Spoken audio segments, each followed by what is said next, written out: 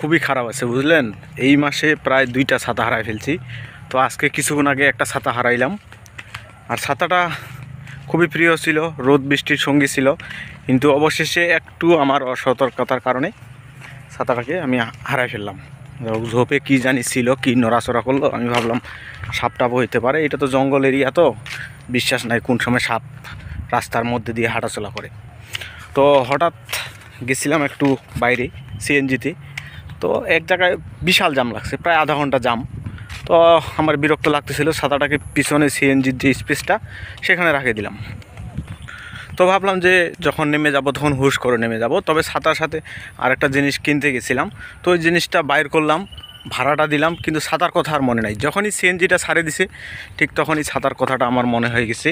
তো যেই সিএনজিটাতে ছাতা ছিল ওই সিএনজিটাকে ধরার জন্য সাথে সাথে আমি আরেকটা সিএনজিতে উঠলাম এবং পিছনে যাওয়ার চেষ্টা করতে